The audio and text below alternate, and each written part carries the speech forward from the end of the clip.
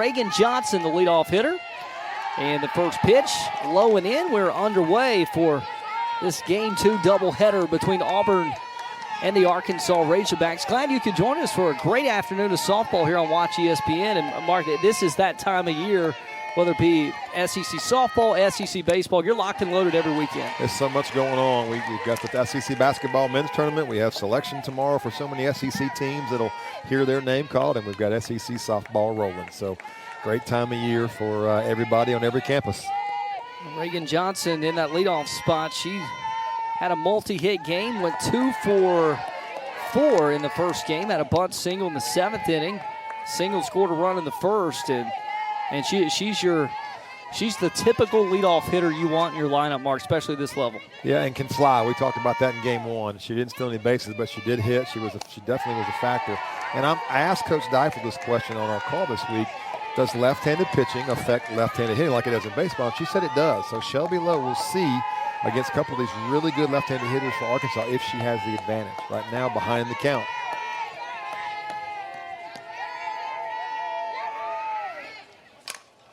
Job left side. Peralta stays down, fires a bullet, and beats Johnson to the bag at first. Britt, I was trying to get the stopwatch on Reagan Johnson, and I missed it, but that was about 10 steps. Yeah. From the time she made contact through the bag, and of course Peralta did a great job of just catch and throw. You don't have time to really move your feet.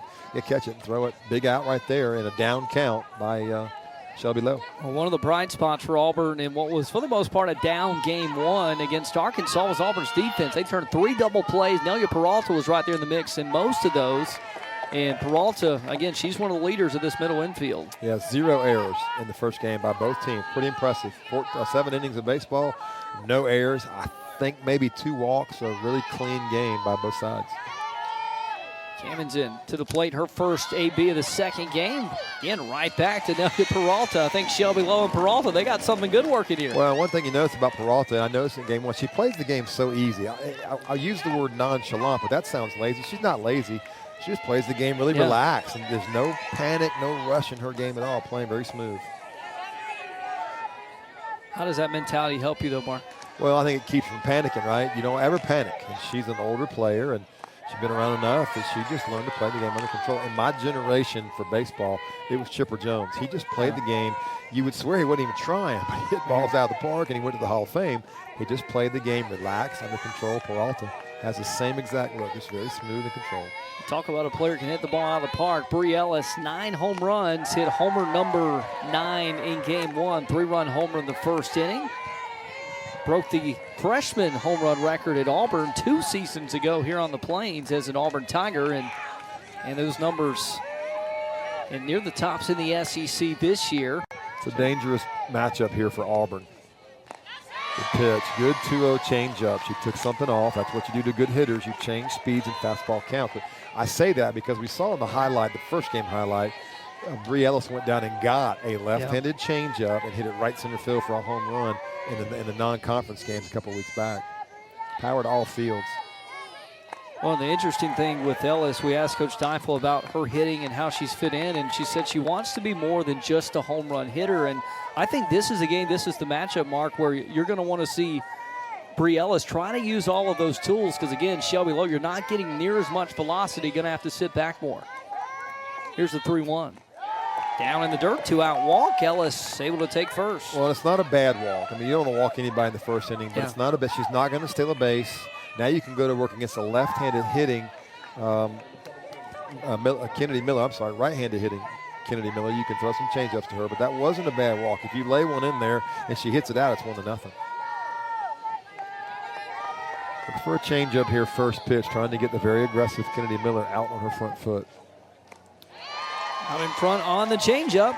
0-1 Shelby Lowe. And you know there's a scouting. You know Coach Deiffel, she's talking to her hitters right now. There's got to be a scouting report that says this is an off-speed, get you on your front foot kind of pitcher, but it's just hard to adjust until you've seen it.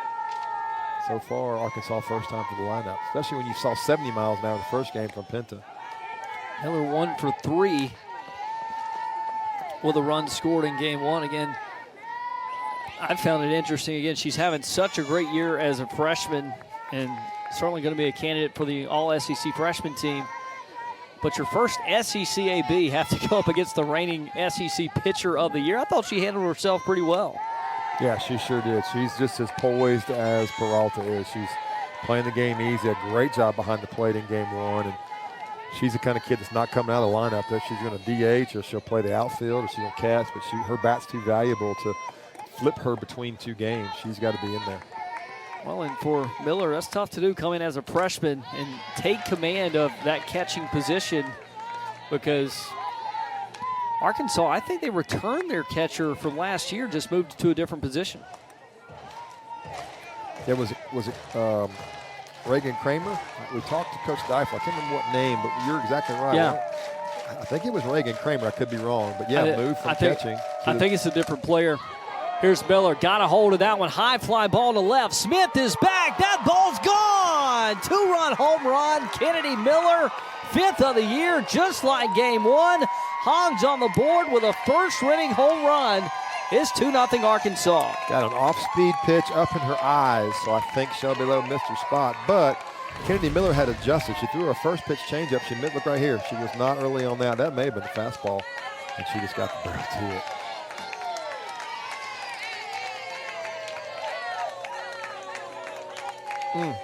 Power from all parts of this lineup, especially 1 through 6. And Mark, to answer your question, it was Lauren Kamenzen, by the way. She made 47 starts at catcher last year, getting the start today at shortstop. So how about that athleticism? Arkansas doing their damage in the first inning. That's 6 runs now in the first inning. They put the game away in the first inning last time, and we will see how well Robin Herron pitches. But if she's on her game like they were in the first game, then they may have just put it away here. Hannah Gamble had a great game one. Couple hits, solo home run, 2 runs batted in. All-American a couple seasons ago, and finding her groove here in the middle of her senior year. We've seen her do very athletic handstands all day. She actually did a handstand in pregame infield and threw the ball while she was on 2 hands back to the person flipping. And pretty athletic kid and having some fun. Well, and again, her bat's been impressive, no question. 2-1s popped up foul, but I've enjoyed watching her play third base more than anything. She's done a great job. Talk about rhythm as a hitter. So I want you to watch her hands right here. Watch Hannah Gamble's hands. Most hitters have some kind of rhythm. Some have hip rhythm, some have, watch her hands as she stands and waits. This is her timing. See that right there? She's going to start moving it. There she goes. That's her rhythm. And that's just the way that gets her started to make her move to the ball. 2-2. Shelby Lowe wins the battle up and outside. But it's Arkansas who strikes first in the top of the first. 2-run home run by Kennedy Miller has the Hogs up to. Robin Herron, she's a low to mid-60s pitcher. She pitches in the bottom of the zone. Sounds a little bit like line stock. She'll throw the drop ball and stay down in the strike zone. KK McCrary leads it off for Auburn. Steady hitter at the top of this Auburn lineup. First pitch strike from Robin Herron. Again, another lefty coming in with a 1.52 ERA. Brent, we heard Coach Dean in game one talk about he wanted his girls to get under the ball more and try to lift that drop ball. See if Auburn does that in this game against Herron. Herron has great numbers, 64 innings, 77 strikeouts. What you see, these dominant SEC girls, there's so many more strikeouts and innings. She has some walks, 24 walks in 64 innings. That's a few more than you like, but she strikes people out. Good eye by KK McCrary. Came in the middle of, beginning of last year. After being at Auburn, had to wait a whole year, Mark. Transferred from Tennessee, waited a year, did not play, came out for the team last year, and has done nothing but impress her coaches since joining the team. Good leadoff hitter, good speed, and a good count. And her job with a 3-1 count may be not to swing. She's not there just to cut it loose like maybe Amelia Leck might do in this count. She's there to see if she can get deep in the count and get on base with a walk or something else. 3-1 outside, leadoff walk to McCrary. Has the tying run coming up. Starting pitcher Robin Herron, Mark, is sophomore lefty out of Tampa, Florida, and she's been the go-to pitcher this year for the Hogs, and I thought we might see her in game 1. They throw her out in game 2 with a 1.52 ERA. Solid numbers, mid-60s, attacks the top half. Yeah, and a 1.52 ERA, but she's 7-5 and a bad execution there by Michaela Packer, popping the bunt up. Oh, it came down, snagged out of the air quickly to make it 1 down. Well, her body was moving. And when you're bunting and you're going to sacrifice bunt, you just stand there and you don't move. But she started to move, and when you move, your hands drop, the bat moves, you get under the ball, she popped it up. And she's worked on that 1,000 times. Just more execution when it counts. It's Bree Ellis on the bunt defense, and that's an area of her game, by the way, defensively. I remember last year when she was at Auburn, that's an area she really stood out defensively, playing the corner infield for Auburn. Now she's at Arkansas, and sure, Mark, getting even better as a junior. Absolutely. Lots of hours in the infield, taking ground balls, short hops, and just more poised, right? The longer you're out there, the more relaxed you get, and you react to things a little slower than when you're younger. Now your Peralta up for Auburn, 1 for 3 in game 1. Good gap hitter for Auburn, 12 hits on the year. Chased a high one, though, falls behind 1 and 2. Yeah, so far, and I don't want to step out of my baseball pitching zone, but more balls up in the zone. So we're not seeing the drop ball as much as we had heard. I don't know if those are rise balls, those are misses. Either way, they're effective because she's up above the hands, making good pitches and getting strikes. 1-2 up, and Peralta fights it off. And I got to assume that's an intentional rise ball because that ball started mid-zone. And that's what they want, yeah. That's right. So now, do you go a little higher and try to get the strikeout? This shouldn't be a strike. Whatever she decides to throw here, this is a pitch where you try to get her to chase out of the zone, up, or maybe down and away. 1-2 up and out. Peralta continuing the battle. And I remember Peralta, I can't remember if it was her sophomore season or freshman season, Mark, but she's a batter that did not strike out a lot and had a really good approach. She was she led the team in the least amount of strikeouts, I think, one of those years. So far this year, 8 strikeouts and 48 at bats. Yeah. 6-1 is a pretty good ratio. She's having a good at bat here. See if Herron doesn't lift it up again here with 2-2 count. Wild pitch to the backstop. Miller fires late. Standing up in seconds, KK McCrary with a free base. So Auburn needs some life, Britt. It's the first inning. They got down 4-0 in game 1. Never really responded at all. Here they are now, even though it's the first inning, a chance to respond and take a little momentum away. Because right now, Arkansas scored 8, Auburn scored 1 on the day. This is where Auburn has a chance with a big hit by Peralta to drive a run in and get a little momentum back. 6 of those 8 have been scored in the first inning for Arkansas. Another wild pitch on ball 4. McCrary takes third. Runners at the corners, only 1 out. One thing we didn't see from Morgan Leinstadt the first game was control issues. I think a good timeout by Coach Deifel. Call a timeout because she's one good pitch away from a double play and the inning being over. Oh, talk about transfer portal and filling some needs. Auburn's got one of their best hitters out of the portal in Anna Wohlers, transferred in from DePaul. 16 hits on the year, 1 for 3 with an RBI single in game 1. I think that was a good take. That was a really good pitch by Herron, middle in. It's not what you're looking for early in the count. You're looking for something you can drive, and Wohlers didn't get it. 1 down the middle, but a little low. Really steady fastballs with some down action. I'm not going to call it a sinker anymore, I promise. We'll call it a drop ball. So everybody thinks, at least I know what I'm talking about here in the softball. Listen, you've had to call a lot of baseball on the plus. It took you a game to get adjusted. 1-1 pitch, fouled off. Good swing, good velocity right there. We heard it was low, mid-60s, and she's right on with her stuff. 2-strike hitting. Yep. This is what wins in the SEC, whether it's baseball or softball. 2 out, 2-strike hitting. In this situation, it's 1 out with 2-strike hitting. Well, and that's what Coach Dean refers to as timely hitting. He tells me every week, he said, whichever team is going to have the best timely hitting, 9 times out of 10 is who's going to win. 1-2. Good at bat. And a nice deflection catch on the concourse. I see to my left. One fan knocked it down. The other one completed the catch. Oski. Nice job. If you're an old football guy, I wouldn't much of one, but that's what you call an Oski. Great at bat here by Anna Wohlers, battling 2 really good pitches. 1-2, liner, right field, charging up. Camden makes the catch, diving. It'll be a sacrifice fly. McCrary scores from third. Peralta dives back into first. Auburn's on the board. That's a huge at-bat for Wohlers. A huge play in right field for Arkansas. But a huge at-bat because Auburn answered the first inning, and you see it here. Got a fastball in and a really, really good athletic play out there by the Arkansas right fielder. Laying out and catching. Hannah Kamenzen make a great play. And then Auburn able to tag up and score. So Auburn answered. They didn't answer it all in game one. Game two, they're off to a good start. Well, now one swing of the bat, you get the lead with Amelia Leck coming to the plate. 7 homers on the year, homered twice last Sunday, game 3 at Mizzou. Batting just under 300 at 295. Well, I think the Arkansas scouting report in game one was to shut her down, and they did. They didn't let her hurt them. 0-1 outside. It's interesting. You and I are watching some video of her rhythm. So I want you to watch Amelia Leck's rhythm. She does a little bit different. She'll do a little Chipper Jones double tap. She'll do a no stride. She'll do a little bit higher. I don't know if it's a rhythm, if it's subconscious or not. But see right there, that was 3.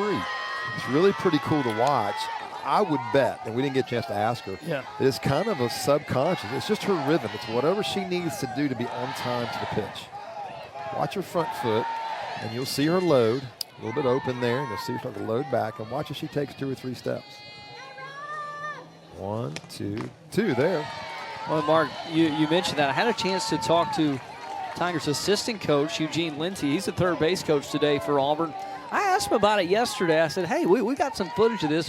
What is it? He says, it's just one of those timing things. He said, it's one of those things she came in with and you just don't fix. It works. Don't mess with it. It works, and that's what she's doing. It's paid off so far. 3-1 down the line. Snagged down by Bree Ellis.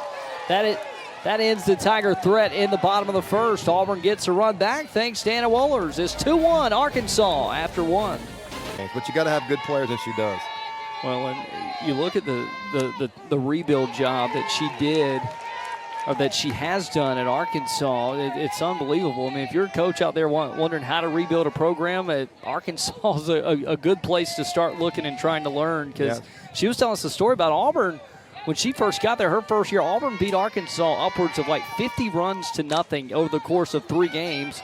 Kramer skies one, foul territory, third baseline. Peralta calling off Wohlers and casually makes that catch. She does, just relaxed, and Wohlers was looking into the sun and backpedaling, and Peralta's coming straight, better angle, and she took it, called her off, made a play. Now I'm going to make a baseball reference movie, but it kind of looked like Willie Mays Hayes there from Major League. He was just nonchalant, made it look easy. But Arkansas and Coach Deifel, as Hedgecock comes to the plate, 2016, Auburn beats Arkansas by like 50 runs over the course of 3 games. Well, now Arkansas has come back, and how she's turned around 2 SEC regular season titles, 1 SEC tournament championships, SEC Coach of the Year, and she's beaten Auburn now 10 times in a row. 10 straight. How about that? 10. Don't think Coach Dean isn't aware of that. Well, and look, that's not an indictment on Auburn as much as it is on the turnaround for Coach Deifel. And, I mean, she's got a juggernaut right now in the SEC. She does. I don't know enough about this league, but I got to assume there's dominant pitching. LSU, Tennessee, Florida, those teams, Georgia ranked high. So we'll see as the season goes along, but Arkansas's got all they need to be really good, make a run. Hedgecock, one swing of the bat, high fly ball. Abby Smith with room on the warning track, camps under it to make the catch. That's the first hard-hit ball out there we've seen today that Abby Smith didn't try and climb the wall to catch it. Good job there to make the play with the sun right in your face. Well, one thing Auburn has, and we haven't talked enough about today, is outfield depth. And I know that's something it's like, is that a thing? Well, it is, because you look at the athleticism across from left field all the way to right with Smith, Packer in the middle, and then Tresvik in right. You have 3 players. It's going to take a lot to get balls to fall between those 3. Shelby Lowe doing a very good job. She's mixing speed. She's hitting spots. She's keeping the ball down. She's pitching to her strength and doing a good job getting ahead in the count. Pacing second baseman Kylie Halverson. Great time for a 1-0 changeup. See what happens here. I love to guess along with the pitcher. Nope, straight gas. That's cheddar cheese from number 55. Double nickels on the mound. You know who else likes to do that? It's your friend Greg Olson. Oh, yeah. Think along. It's fun. I'm usually wrong. That's why I'm up here. So I'm not a pitching coach anymore. Ball and 1 strike, low to Halverson. In the dirt, counts 2 balls, 1 strike. There it was. That was just one pitch too late. Yeah, but hey, the more games you work over here, the more you'll pick up. Halverson, though, she had that big home run power from South Dakota State. Started 126 games in 3 seasons out of 127. Then transferred in. A great get for Arkansas. Here's an opposite field hit. Tresvik running down the line, and that ball's out of here. Kylie Halverson. Talk about home run power from South Dakota State. She carries it over to Arkansas and Fayetteville. Second home run of the game. Hogs lead 3-1. And an off-field home run, which tells you the approach was really good. She got an off-speed pitch kind of middle of the way, didn't jump at it, let it get on her, and just drilled it to right center field.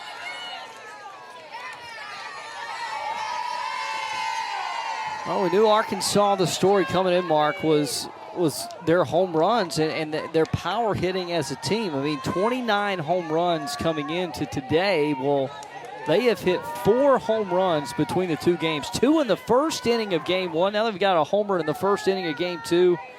And now Halverson's in the second inning. Next batter up, Camden fouls it off. Yeah, and Britt, baseball or softball, you're not going to win in this league against this pitching playing station-to-station baseball. Station-to-station games. I've always said in baseball, you have to be able to hit a 3-run home run, and that's the same in softball. When you hit those big home runs, it just builds the leads quicker. 0-1, tip foul, 0-2. And listen, I know teams, it can be dicey, especially when you're facing good pitching, about living by the long ball and dying by the long ball. What's your stance on that in baseball and softball? Well, I mean, if it's all that you do, then yeah, you can die by it. But when you play the defense and the pitching we've seen from Arkansas, then you can win because you don't give up many runs and you score them. Opposite field down the line, going to be toughest down and fair for a base hit. Camden heads to second. The throw in plenty of time. Nelia Peralta makes the tag. What a play. And Camden runs herself into an out. Field line, and then Isis Tresvik, Mark, throws a laser over to second and gets Camden out. How often do you see it, though? A great play, and then she's leading off and just a laser. And watch Nelia Peralta, our shortstop there for Auburn. Just such a smooth, relaxed, easy tag. I love the way Nelia Peralta is playing. Well, and Tresvik, if you think that is impressive, that's nothing. She's robbed not 1 but 2 home runs in the last month here at this ballpark out in right field. Junior from Wilmington, North Carolina, and she was a great get for Auburn out of the transfer portal last year. Transferred in from North Carolina A&T, and Big South all-freshman team selection. And oddly enough, her freshman season, Mark, she homered off of Maddie Pinta, and that's what caught the coaching staff's attention. Yep, you do that, we'll bring you on in here. 1 ball and a strike from Heron. Tresvik chased up. Robin Heron's command in inning 1, just the first inning, nothing, no big deal, wasn't as good as she has been. So we'll see if she can settle in a little bit here and get back in and do what she does best. She does have a few walks, but her control and command has been pretty good all year. Well, we kind of saw it game 1 for Auburn, right, with Maddie Pinta. It didn't have her sharpest stuff, and Arkansas was able to take advantage of it. But she settled in as the game went on. Heron's trying to do the same here.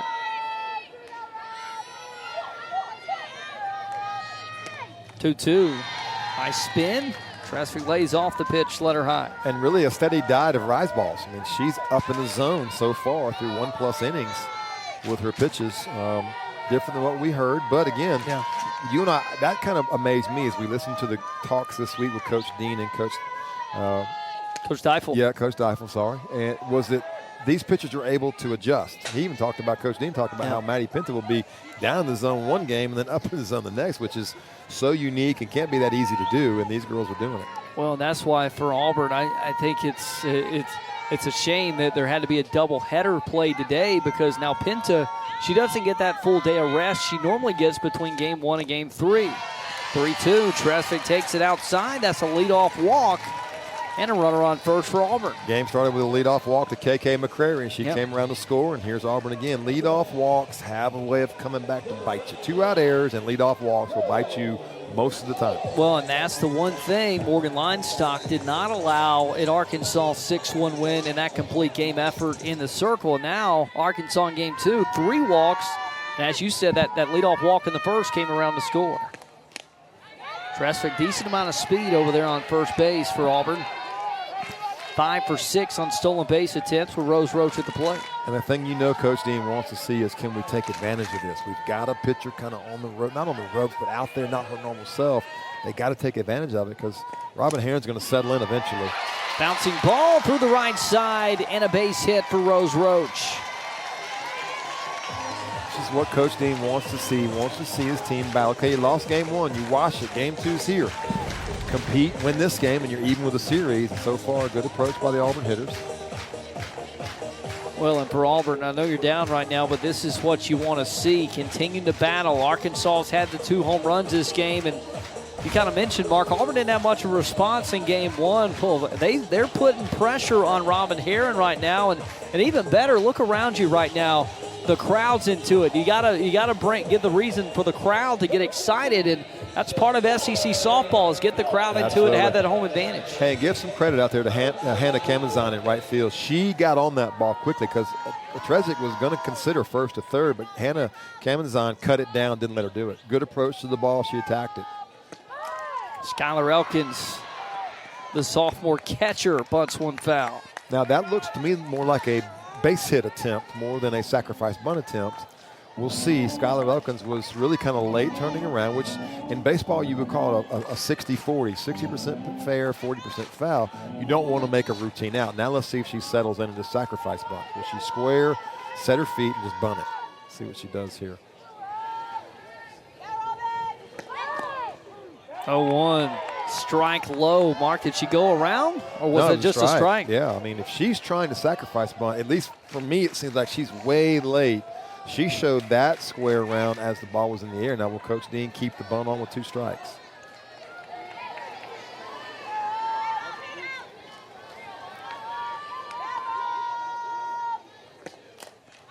Fought off the 0-2. Now you just got to protect with 2 strikes. Arkansas on the flip side, nobody out. Tying runs on base. And it's getting interesting here in the bottom of the second. Game 2 between Auburn and Arkansas. Swing and a miss, strike 3. Herron with a big strikeout, and now a ground ball gets you out of it. That ball definitely had some explosion up, so we'll sit on the rise ball. If it's differently, let me know, but this ball is going to explode. Watch it start in the middle and then just climb up, out, and away with some cut towards the outer side of the plate, the arm side to her. So that was just nasty all the way around with 2 strikes. 78th strikeout for Herron.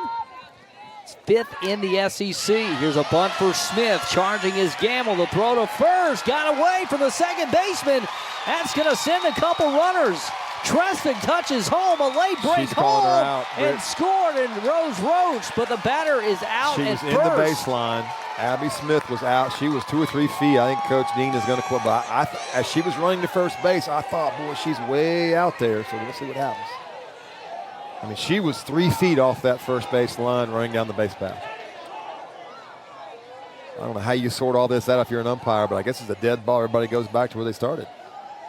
A conversation between the umpires, Matt Dial, Tom Meyer, the first base umpire, Brian Crotchett.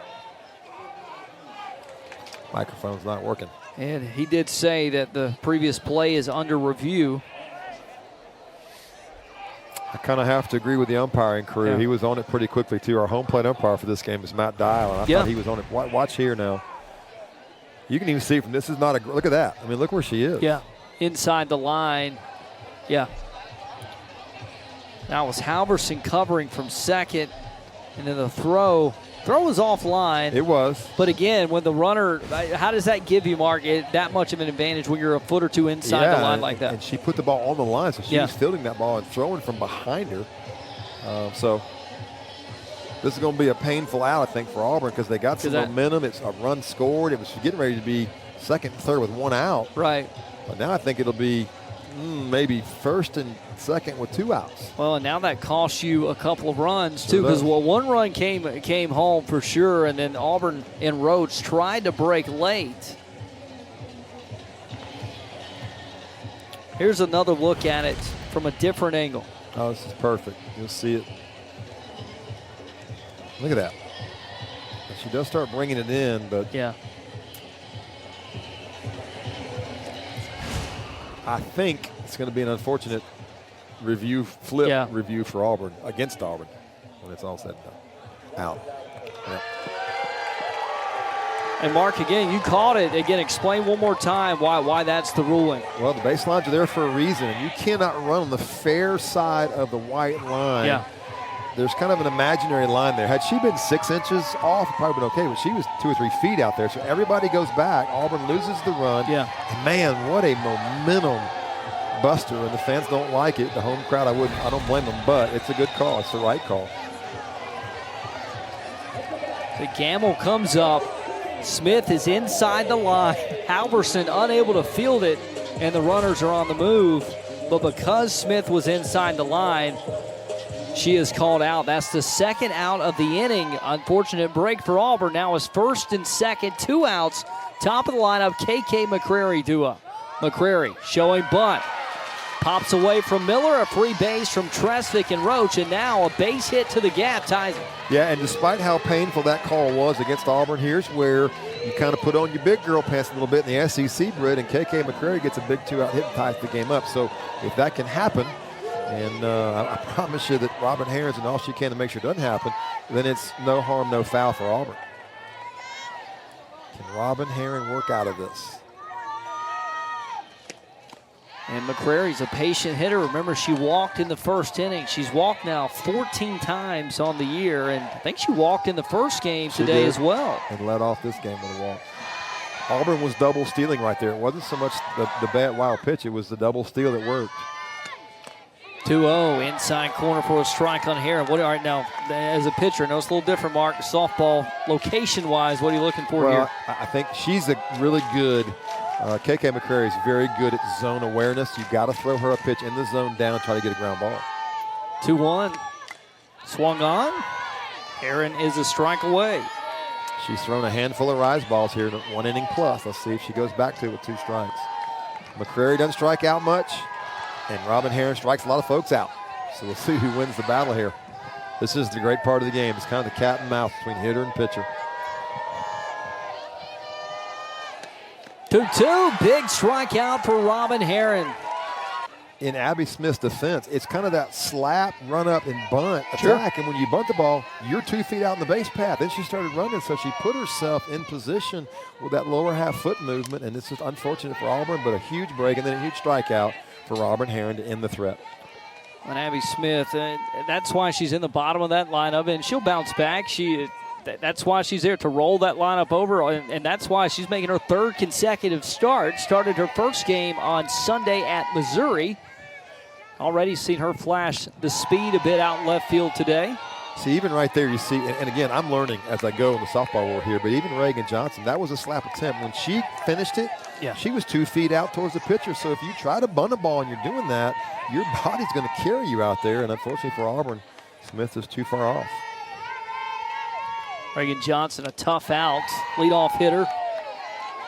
Grounded out to shorter first time up, but reached base a couple times in game 1. Went 2 for 4 with a run score. And Britt, I realize slapping is an art. It's been around for a long time. Who am I? I'm just talking about what happened to Auburn there on that bunt attempt with a slap approach. Nasty pitch there. That ball had some serious. So we would call that a slider in baseball. That ball went from her arm side to her glove side as it ran away from the hitter, Johnson, and there's nothing she could do with it. I love the way Shelby Lowe is pitching. She's down 3-1, but she's battling. She's making pitches and doing a good job.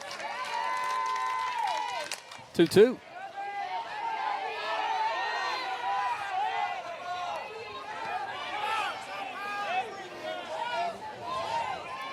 You hear the fans. You can hear the fans in our background. They are yelling about out of the box. And I don't know enough about the rules to know. Coach Dean not happy about it either. He agrees, or somebody in that dugout agrees with it. I got to learn more. I've watched it, and we have a facility here in town, and I watch our instructors teach the slap technique. But it's hard to learn. It's a technical move. 2-2 to second. Roach, quick throw to first. And it's 1 down. Our SEC Network baseball game of the week is game 2 of the 3-game series between number 2 LS Championship for both programs. And Well, and LSU does as good a job of anybody. This Arkansas softball team was ranked 2 in the country in transfer portal. 3 players. LSU baseball is number 1 in the country. Every year in the transfer portal, they're getting great players to come play at a great place. Anna Kamens in on the 0-1, fouls it off to make it 0-2. And, yeah, Arkansas. And I loved hearing Coach Deifel's explanation of it, and I think it's similar to what Coach Dean's approach is at Auburn. He says their approach is, it hasn't been great or it hasn't been bad. They've just been trying to fill holes where they have them and still trying to recruit high school freshmen as their main source. Well, Coach Deifel said it. She said, I'm not a fan of it. She said, we supplement. She used that word 3 times. We supplement our roster. And so that's what it does for coaches like Coach Deifel and Coach Dean. Coach Deifel is bent on development. Yep. And you see it.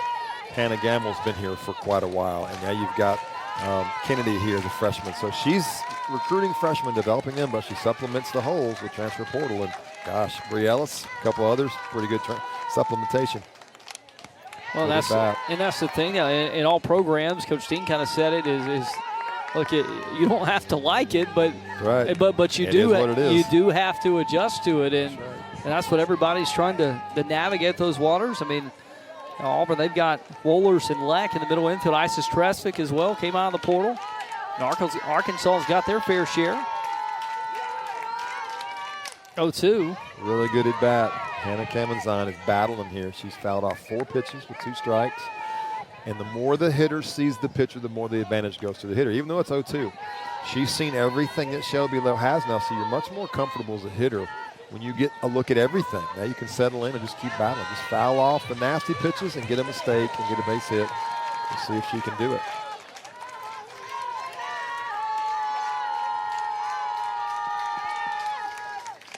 Oh, 2 outside. Good eye.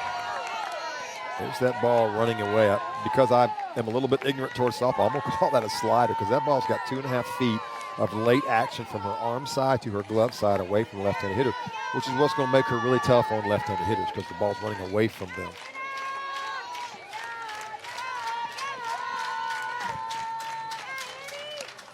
One, 2, called strike 3. Kamenzin down on strikes.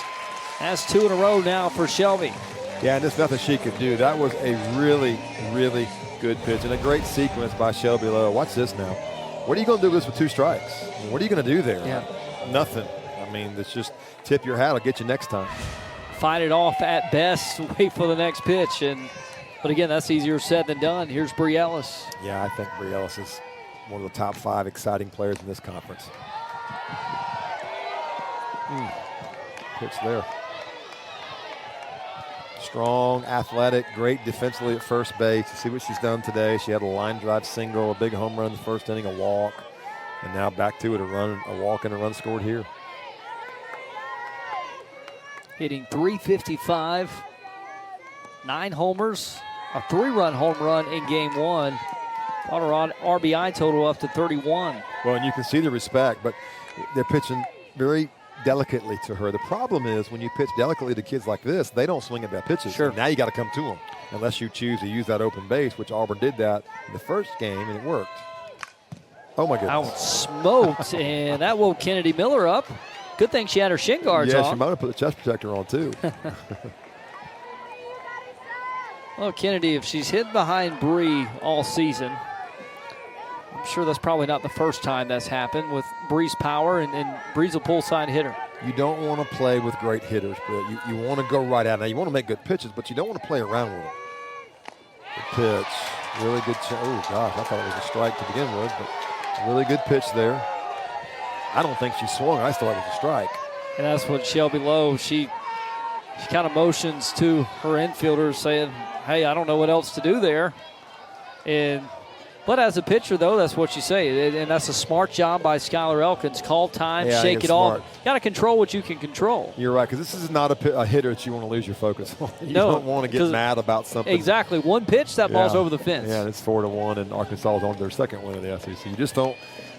The way Arkansas has pitched all day, if you're Auburn, you just can't give up anymore. You really can't. 4-1, 5-1, this thing could be over early.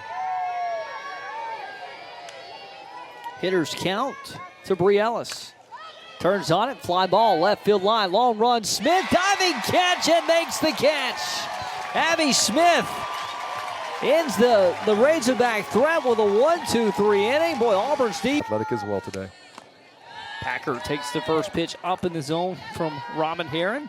Heron's faced a little bit of traffic on the bases in the first and second inning. Walks have been the primary reason, but both times, Mark, she's settled down and her defense has backed her up. Well, and Britt, this could be the personality of this Auburn offense. They may not be able to deliver that blow, at least not today, to a pitcher whose command is not spot on. And right now, Heron's not spot on, down 2-0 here. But does Auburn have the ability to get pitchers when they're not on their A game? 2-0 strike Anthony's, and that's the key. That's going to be the key for every team in the SEC is who can take advantage, and Arkansas was able to do that in game one with Maddie Pinto. And that's what separates the average teams from the good teams in this league, right? Absolutely. Heron's climbing to about 50 pitches, and she's averaging, really, there's nobody out in the third. She's over, 16, 17 an inning. And that's what Auburn wants to do against good pitching, try to build the pitch count and fatigue the pitcher. Good pitch. 2-2, and Heron got her looking for strike three. Robin Heron off to a good start here in the third. The strike zone in the first inning, it was a rectangle, the plate. This plate has some angles out there. That pitch is definitely 5 inches out, but the corners are a little further out. The first game, it was a rectangle, so we're getting a little different look on the strike zone. All right, now both as a pitcher and as a hitter, Mark, what adjustments are you trying to make in game to that? Can't change who you are. Yeah. And so if you're a hitter, you can't go up there. Now, there were 2 strikes. Yes, you probably have to adjust, try to get a piece, but that's easier said than done. A fastball 65 miles an hour, 5 inches off the plate, it's hard to get to and reach out there, but they've got to adjust if the strike zone is going to be this way. Elia Peralta's had a good weekend at shortstop. Walked in her first AB. It's the first time we've seen the wicked off-speed pitch. That was 50 miles an hour. She dropped 15 miles an hour on that pitch, and that was nasty. Wicked changeup, I guess, is what we saw there. That ball was. Again, Mark, I know you're a baseball guy and pitcher, but if you want to appreciate a good changeup, step into the batter's box in the bullpen. Let a softball pitcher throw you a good rise ball, drop ball, and then stand in there for a good changeup. I tell you, these softball pitchers can do it as good as anybody. I wouldn't want to face one pitch. 1-2, low it in. I wouldn't mind facing Greg Maddox, Nolan Ryan, but I would not want to face a softball pitcher. I mean, imagine trying to face, Michelle Smith or Jenny Finch or a Maddie Pinto. I don't know. It wouldn't be right. You just can't see it. The ball comes from behind the thigh, and that arm is moving so fast. Well, you mentioned Jenny Finch. Coach Dean has coached 2 of those 3 that you just mentioned. He coached her in Pro Bowl. And certainly did a nice job with Maddie Pinto, and that's what Auburn, that's what they've kind of hung their hat on these last couple years is number 9 in that dugout and trying to get her a game back here in game 2 against Arkansas. Elia Peralta, she's been patient, Mark. That's back-to-back ABs now. She's worked a full count. I love everything about her game. She's poised, very relaxed at home plate on defense. She's done a great job at short. Good at bat. Very good at bat. Again, walks.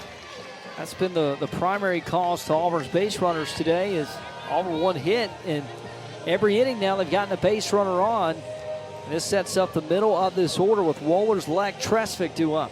Well, and so here's the question. Can you make those walks hurt if you're Auburn? Remember in game 1, Britt, we had a leadoff single for Arkansas, Reagan Johnson. Then they had a walk, or no, I'm sorry, hit batter. And then boom, 3-1 home run, the game was over. So Arkansas took advantage of a free base and a couple more as the game went along to get one. And Wohler's going to pitch hit on pitch runner, first base.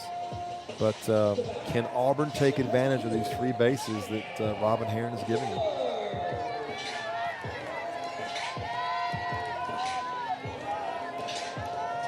Martin, I think, came in to pinch run. Yep.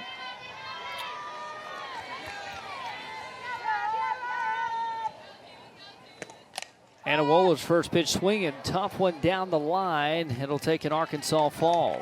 Thought for a second they were going to see another diving catch, but not enough on it. Well, and those plays down those lines can be so tricky. I mean, especially on those corner infielders and outfielders coming in. You saw the play that Auburn had to make with Isis Tresvik a couple innings ago. 0-1 offered by Wohlers and missed, nothing in 2. Nasty curveball there. Again, going from arm side to glove side. If you're Robin Heron, that ball started it on her arm side and took off and exploded out and away toward her glove side, away from left-hand hitter. So now that I've seen enough, left on left in this game is just like left on left in baseball. It's really difficult. And Wohlers, she got that big sac fly for Auburn back in the first inning. Sac fly to right that scored KK McCreary.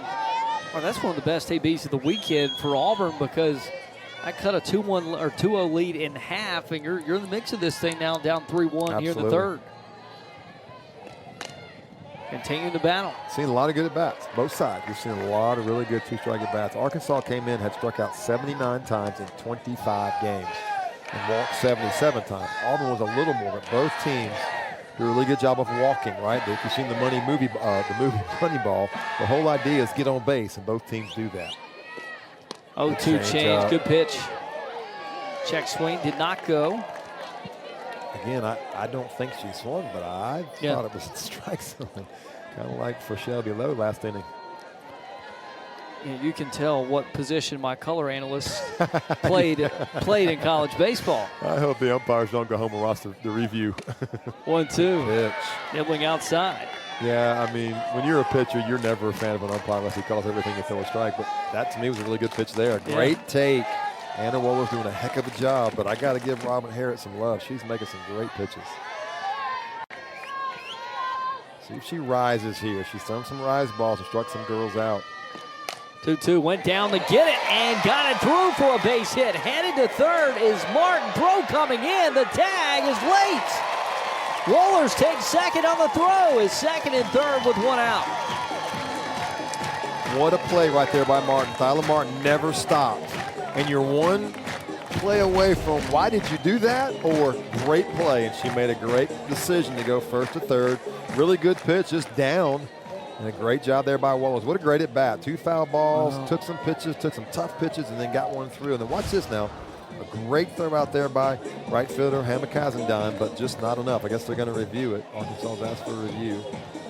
Well, Wohlers just steady. I mean, that is second game in a row with a base hit where again, offense has been tough today to come by for Auburn, and Wohlers, she's been one of the most consistent hitters up and down the lineup, and comes through again clutch after the sac fly in the first. Well, and when Talia, when she made it, I think I pronounced it correctly that time, that's going to be close. I think she got in. When she made the turn at second, my thought was, what are you doing? But she got there. I thought she was going to be out by 5 feet. A great throw out there in right field by Hannah Kamazine, and a great job to pick it and put the tag on it by Hannah Gamble. So both Hannahs did their job, and we'll see what the umpires decide. This is good softball. This is really good, competitive SEC softball. And to think, this is what you get week in and week out. No matter the matchup, no matter where it's at, this is what you get in the Southeastern Conference. And she is called out. What a throw by Hannah Kamazine. So Kamazine guns down. Martin from first to third. Gamble there with a tag. It'll be 9-3 on the putout. Let's see if she was being brought to third by the third base coach, or if she went on her own. That's what I did not see. Was she being wheeled around? No, we don't see it there, but we'll just see a great throw. I mean, she's out by 5 feet right there. She made it closer than it was. Yeah, she got it. I didn't know if she got her hand around just with the angle of her getting the hand in on the corner of the base. And from the angle, it was tough to tell. But, again, a great throw by the right fielder. And there's 2 innings now that Auburn has had something going. Last inning, they kind of hurt themselves with being out of the base running path. And that time, Arkansas, Hannah Kamazine at right field, just gunned her. Ilya Leck back to the plate. Runner on second. Heron comes back, evens the count, 1 ball, 1 strike. And how about Heron, though? Every time she's gotten traffic on the bases, she's dialed it in. She's dialed it in, and the defense, though, Mark, has backed her up. Yep, they have, and she's climbing up now close to 70 pitches, which is what you want to do if you're Auburn, is put those pitches in her. Kind of a warm day, probably close to 80, so there hasn't been a lot of warm days. Not she's in great shape, but it does wear on you. Whether it's a windmill pitching motion or overhand baseball motion, those legs, that's what it works. The legs are working, and she's had to work hard here for 3 innings. Well, especially when you go from 50-degree weather up to upper 70-degree weather. As a pitcher, that's a lot. 1-2. Fouled off the mid of Miller. And that's the thing, these pitchers, when they pitch a whole season, they grind it out like they do in softball. You got to think the pitching staff's much smaller, Mark, than baseball. Absolutely. So where are you physically in May when you get to the SEC tournament or in the NCAA regionals? And because it is hot by then. It is. Smoking. 1-2. Swing and a miss. Big strikeout for Robin Herron. That's why she has struck out the last hitter of both innings now to get out of the inning. Now by Arkansas head coach Courtney Deifel. Coach, your starting pitcher, Robin Herron, she's doing a good job pitching with runners on the base paths. What's she got to do to stay in control and keep managing this Auburn lineup? Yeah, she's doing a really good job of just staying the course and trusting her spin. She's working herself into some jams, but she's working herself out of it. So she could make it a little easier on herself, but I like the guts that she has to work through it. Coach, you want to know just the excitement for you of getting SEC softball started. Yeah, there's nothing like it. I have the chills thinking about it. I mean, there's nothing like it. It's, playing the best of the best. You have to bring your best every day, and so it's fun to see these players compete. Coach, thanks again. Best of luck. Thanks so much. Woo Pig. Coach Courtney Deifel, but that's SEC softball, right, It Mark? is. I mean, you get the Woo Pig, you get War Eagle. I mean, that's Gig 'em Gators, Roll Tide. You gotta love it. Go Dogs. Go Dogs. Yeah. Then of course you go up to Sherry Parker Lee Stadium and right in Knoxville, you'll hear Rocky Top blaring throughout the More stadium. time than you could imagine. Yeah. I wouldn't have it any other way. Look out now, Kenny Miller's up. And she went yard the last time she went up. First pitch strike. It's good to see Shelby Lowe pitching well. She's come back from injury, really kind of a painful deal. She had to have the nerve in her elbow moved. The ulnar nerve, had to have it moved and really missed a lot of time. And she's pitching great. One mistake early, other than that, she's pitching great. Well, for Shelby, I mean, the road she's had to battle back from her sophomore year. Because, Mark, I don't know if you remember, her freshman year came in the same year as Maddie Pinta. And it was Shelby Lowe who carried the load of this pitching staff. And then Shelby, she's had the injury. She's not only been dealing with it for 1 year, but for 2 years now. And she's finally trying to get back to normal here in her senior season. Well, and she's doing a great job today. It's just we talked between games to their strength coach for Auburn, just the violent nature of what they do, pronation, turning the ball over, and it really cost her. But look, when you walk into this level of college softball, you're going to deal with adversity. You're going to deal with struggles and adversity, no doubt about it. Miller pops it up foul. And here's a look at what she did her first AB. Got a pitch in the middle and did not miss it. Well, and that was her second hit of the weekend. Had some pretty good ABs. Went 0 for 2. Nelia Peralta got her short twice. Then she finally got it going with a late hit in the ball game in game 1. And after that hit, once she got that first one, Mark, you knew she was going to get it going and keep it going. And remember now, she's caught 9 innings, 10 innings today. It's not hot, but she's back there blocking balls, getting dirty, dirt in her face, and she's still playing with a lot of energy and a big hit. Catchers usually the toughest players on the team. 2-2. Inside, man, jammed her. Yeah, I have to ask, why would anybody want to be a catcher? I mean, it's much easier being a pitcher. Is it with your arm control or what's your reason? No, it's just they take a beating. Yep. They take a beating. I don't know about softball, but baseball catchers, they always smell bad. They smell the worst in the team. They take a beating. They get run over. And it's hot, and they're just the toughest people in the team. 2-2, got all of that one. No doubter, left center, solo home run, second homer of the day for Kennedy Miller. 2 for 2 with 2 bombs. We talked about it earlier, Britt. This is how you win in this league. You have to be able to hit the ball out of the park. And, man, Arkansas's, that's 4 today, 4 home runs today, 2 by her. They're doing their part. Well, and that swing right there is a beauty. Again, let her high. And you said it earlier, Mark. When a pitcher makes a mistake, you got to make them pay. In Arkansas, I think it seems like they've done that every time today, but even more so now. It makes it a little more harder on Auburn just because of the opportunities. I mean, think of the runs Auburn has left on base in the first 3 innings of this game. That's a huge insurance run right now. Yep, Arkansas's gotten the big hits so far, and I don't know that Auburn's gotten one. They had a chance twice, and Arkansas doing their part. This is what's going to make Arkansas a really good team in the league, because it's going to be those 1-2-1, 2-3-1 games when they're facing somebody that's really pitching well, and they're going to hit one out. That's what's going to set them apart. A 1 change drops in as 0-2 on Hannah Gamble. And what happens to a pitching staff, if you're Auburn, is when you don't have the ability to do that, there's pressure. Every run you give up, you could lose 2-1, 1-0, because you just lineup doesn't have that kind of pop in it, but Arkansas does. Gamble down on strikes. Sorry, Mark. That's okay. Really good curveball there to finish her off. A really good hitter, and a great pitch by Shelby Lowe. Well, that's what you got to do, though, to come back from a mistake pitch, is come back, get your confidence back, get back into it. Base is empty, 1 down. Hogs leading 4-1. Midway through in this ball game, Reagan Kramer coming to the plate.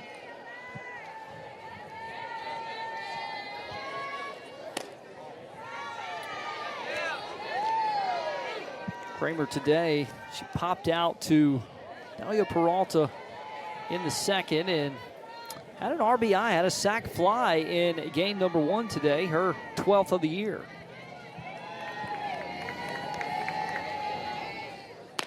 Pitch.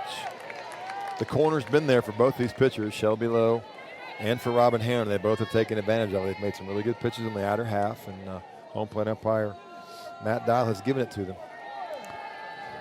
Well, those pitches that nibble, I'm interested to see how Kramer, how she works this zone, because she leads Arkansas right now in walks on the year. She's walked 20 times.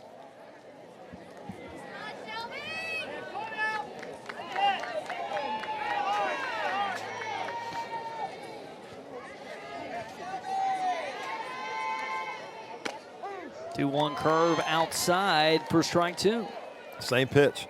Went back out there. Might have been a fastball pitch before that, but that was the breaking ball. You said correctly. And just living about 3 inches off the plate, and they're getting the calls. It's rare that I call those correctly, Mark, but you got it. After 4 years of Shelby Lowe, I'm finally able to what she's got. To pick up time to time on what she might throw. 2-2. Yeah, and I don't blame Shelby Lowe or Robin. I'd make a living out there. Robin Heron, I would make a living off that plate if you're going to get it.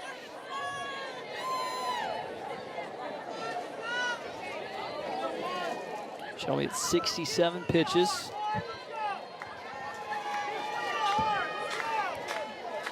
Working slow, taking her time, gets her sign from the wristband.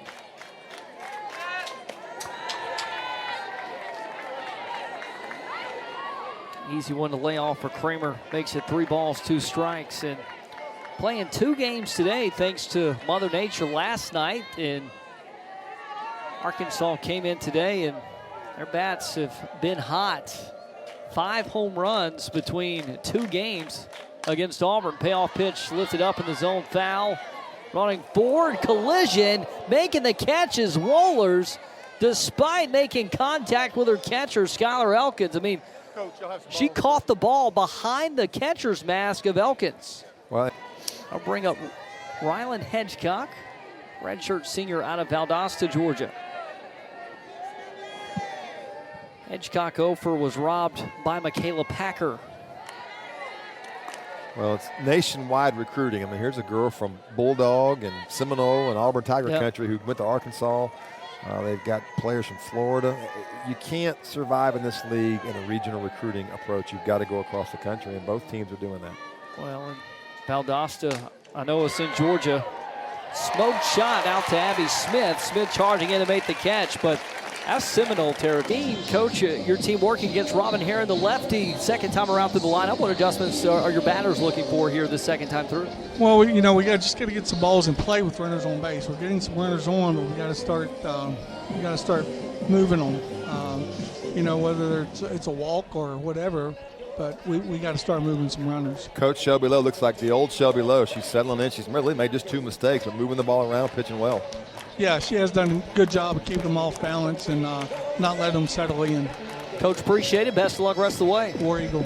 Tigers head coach Mickey Dean has Tigers in game 2 in a battle with the Arkansas Razorbacks. Tigers coming to the plate here in the bottom of the fourth with Tresvik, Roach, and Elkins due up. And Mark, this is the same spot in the lineup 2 innings ago where Auburn, they made Arkansas work a little bit. You got Tresvik and Roach on, but it was that interference call that turned the inning upside down. Let me translate what Coach Dean just said. We need to get the big hit.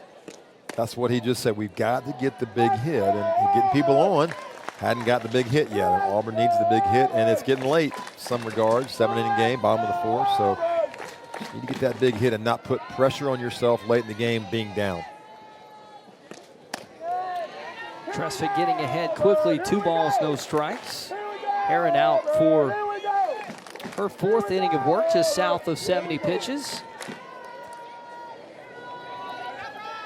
But again, back-to-back games for Arkansas, where Arkansas pitchers have taken the circle mark with a 2-0 or a 3-0 lead, and that makes it pretty easy. Well, and we've seen Robin Heron do this. This is the 3rd inning in a row. She faced the leadoff hitter, fell behind 2-0, and then came back with a strike and began to work away and get the Auburn hitters out.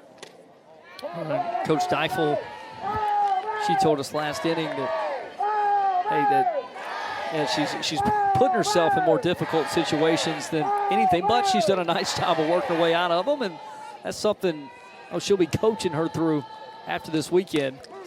Well, and Britt, don't look now, but the Terminator from game 1, Morgan Linestock, is getting loose in the Arkansas bullpen. So I have nicknamed her the Terminator because she terminated everything Auburn tried to do in game 1, and she's down there getting loose, which is a total reversal from what you do with a baseball pitcher, but you can do it in this sport. Payoff. Routine fly ball for Hannah Camden out and right, and it's one away. And, well, to your point, Linestock in game 1, the only pitcher for Arkansas, pitched a complete game, gave up 4 hits, 1 earned run, had 10 strikeouts, and did it in less than 100 pitches. What was the pitch count? I was going to ask you. 96. So 96 pitches. I mean, if you're a baseball pitcher, you're out for 5 days, brother. You see it right there. That's how soft baseball players are. They're going to take 5 days off, not softball. I can't wait for you to call Brady, your son, tonight, who's pitching at Troy, and tell him that comment. I've told him. These girls are much tougher than baseball players. They play from 43 feet. They get right up on top of the hitter, and they can pitch double headers in the same day. It's like Satchel Paige stuff. Rose Roach went around, makes a 1 ball, 1 strike. I'm telling you, I knew after this doubleheader today that I was going to have Mark converted to want to be softball only analyst. I think I'm halfway there. I'm in. You know, here's just an observation. We'll see this pitch here and talk about it. 1-1 Oppo. Foul. The Arkansas hitters look comfortable. The Auburn hitters don't. All day long, Britt. These Auburn hitters look like there's doubt, like they're just not sure. I'm sure the Arkansas pitching has got something to do with that, but Arkansas's faced good pitching too. They have looked comfortable all day. The Auburn hitters have not. Well, and credit to Arkansas. And also on the flip side, and ask Arkansas's hitters, it takes 1 game to get you going, get that approach going. That's one of the bright spots of playing a doubleheader, or the downfall. Depends on which side you're on, right? I mean, that's Arkansas exactly got it going early, kept it going. Auburn has struggled to get it going. But, again, regardless of what happens today, game 3 tomorrow is a totally new day. That's the beautiful part of this sport. 1-2, good-looking pitch. Wow. Missed a little up. Again, wow, I got to agree with Robin Heron. There's kind of a pause like, huh? I got to agree.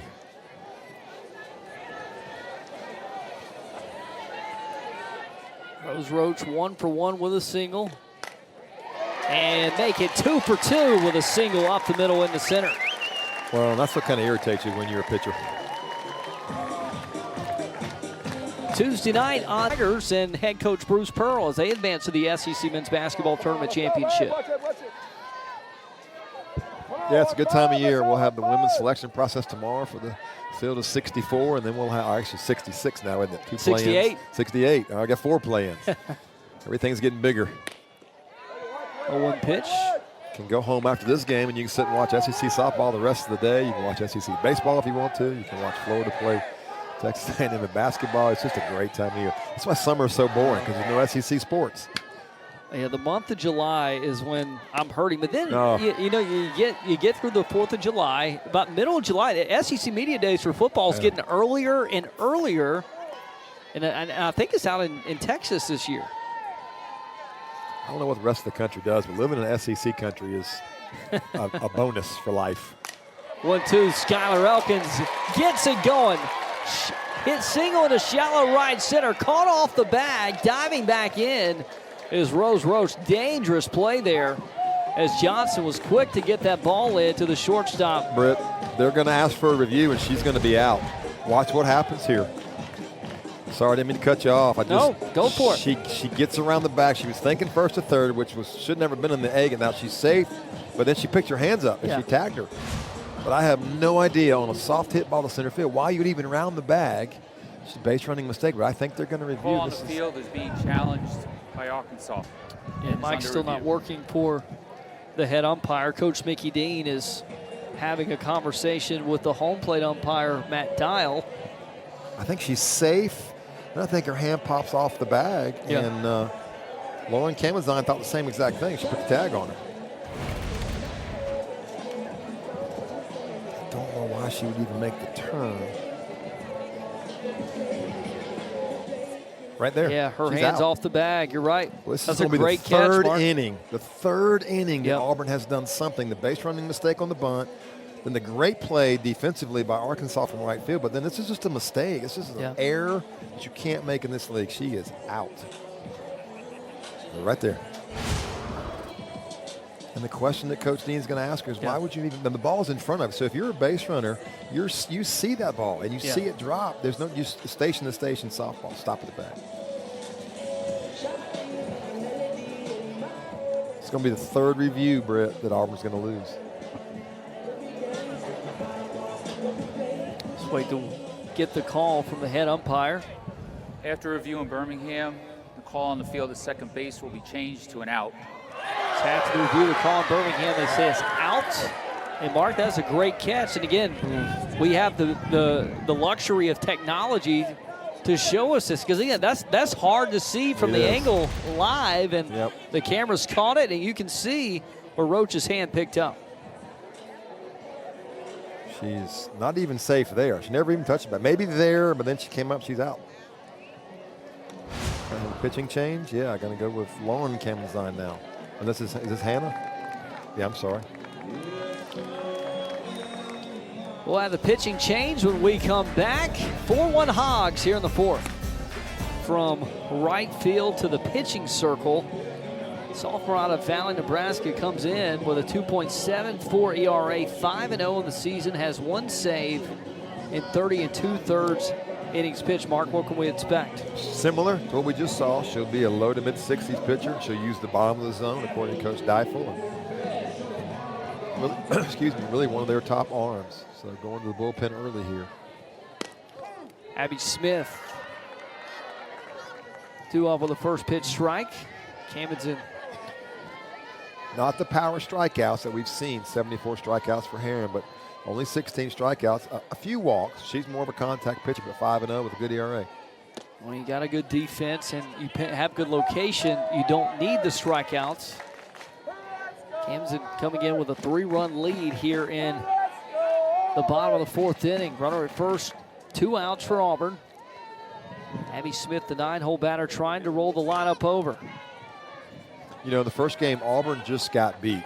Morgan Linestock was unbelievable, but this game, that's 3 innings in a row now. 3 innings in a row, and Coach Dean just said it. Well, they've had runners on base. That was a major mistake there to round that bag and be tagged out, and then the bunt earlier out in the base path. So Arkansas's taking advantage of some mistakes in the base path for Auburn. 1-2's outside. And Smith, she laid down that great bunt back in the second inning with runners at first and third, and was called out due to interference. Running down the baseline, chopper off the glove of Camden. Everybody's safe. Tough break for the pitcher. And Auburn's got runners at first and second, tying run at the plate. They do, and I'm bad about what if. What if you don't round the bag at second and get tagged out? Now your base is loaded with the top of your order up in 1 out, but you can't cry over spilt milk, right? So we're going to move on and see if Auburn can get that hit that Coach Dean was talking about. They need to get the hit now with girls on base. 3 innings. They have filled the bases up, and they got nothing to show for it. Well, KK McCrary is due up with 3 homers, 6 runs batted in this year. 0 for 1 with a walk and a run scored in this one. I think one thing I've been impressed about all day from the Arkansas pitchers is the spin. You can see it. We're pretty close here, right behind home plate. But the spin on their pitches, and I've always heard that, it's, I guess you can label it like baseball, spin rate. Pretty good. Right center, Johnson on the move and snags it down to end the Auburn threat in the 4th. They didn't do that, so she did a good job. Now it turns it over to Widra. 3.11 ERA. And Callie Halverson, second baseman, will lead off the inning.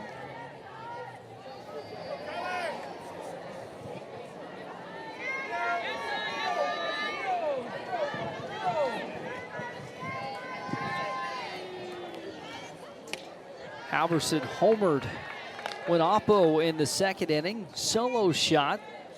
6th of the year, 19th run batted in, and just adding to the barrage of home runs, Mark, that Arkansas has hit today. Yeah, it's your number 8 hitter. Yeah. He got 6 home runs in the season, so no let up in this Arkansas lineup.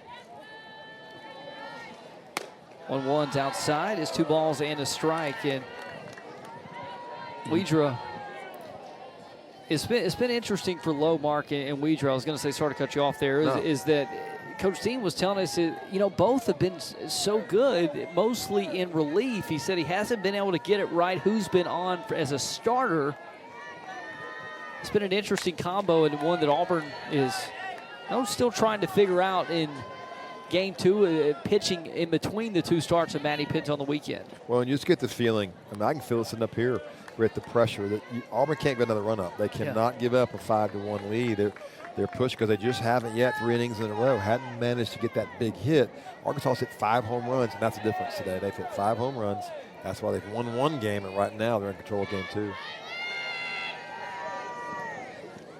2-2. Did she go? Home plate umpire says she did. Good start for Widra with a strikeout and this one down. So that brings up Nia Carter. And Britt, I've been wanting to read this for a week. It's going to take me the whole inning, but I want to read her bio. All right, here we go. Mom played basketball at Seattle Pacific. Brother played baseball at Bethune-Cookman. I'll stop on the pitch. Stop me when you need me. Uncle Marvin played baseball at Seattle University. Oh, by the way, he's in the Hall of Fame. Uncle Joshua played golf at UC Davis. We'll hold right there. This is great. First pitch on the way to Carter.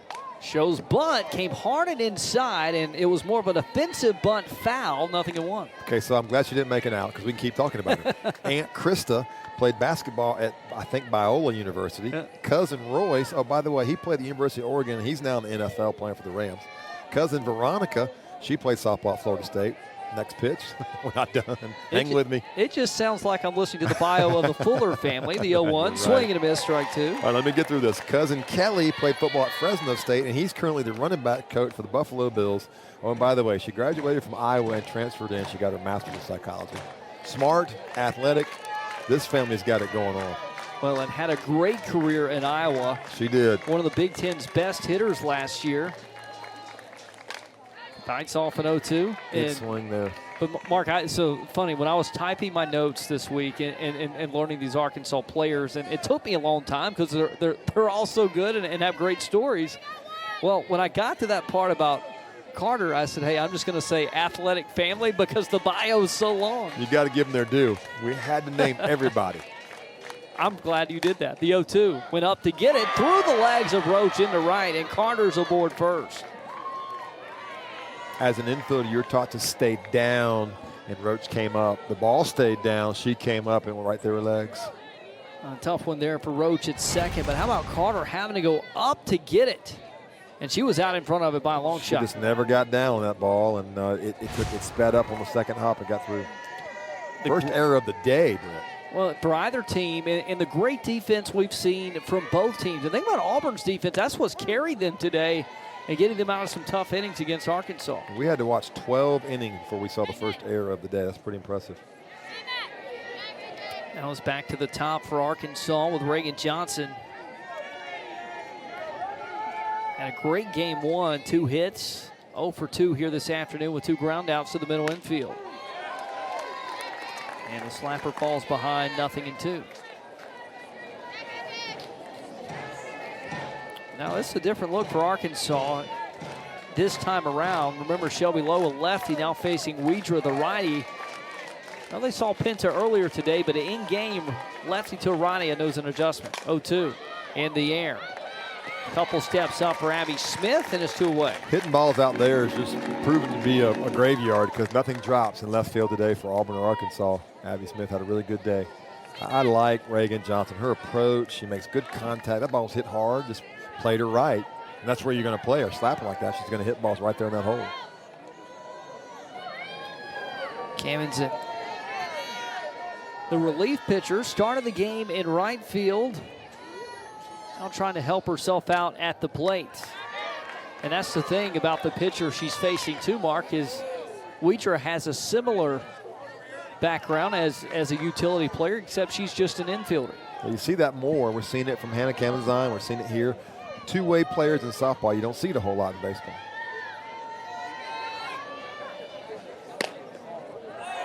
One of those outside. That has been a strike today. Good pitch. We were in the same situation in game 1. It was 4-1 Arkansas. And that's when they kind of blew it open a little bit, got up 2 more, made it 6-1 and put it away. Can they do it again here? And really the pressure on Auburn is, number 1, you didn't do it in game 1. Number 2, you haven't gotten that hit here, and there's a bunch of rain coming tomorrow. So the concern is, if you don't rally and get something going, you could end up 0-2 if tomorrow gets washed. Will they stay till Monday in the league? They will not. Right. Arkansas's actually got a game Monday night. Wow. I think at Texas A&M Commerce, I believe. Camenzind continues to fight, makes it 2-2. And I was looking at Arkansas's schedule, speaking of, and I think that might be Arkansas's last midweek game of the season. No, they've got one more. They've got UCA in Fayetteville on March 26th. They played a bunch in February. This is their 27th game right here. They had 25 games coming in. 2-2. And Auburn, Mark, has had the opposite, where they've had rain out after rain out. I mean, I'm talking the first month of the season. Their schedule is getting adjusted every weekend, and it's been a frustration point this year for Auburn.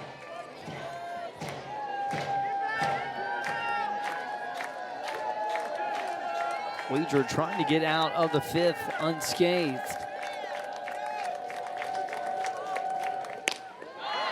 Down the middle, but low and in. Wow.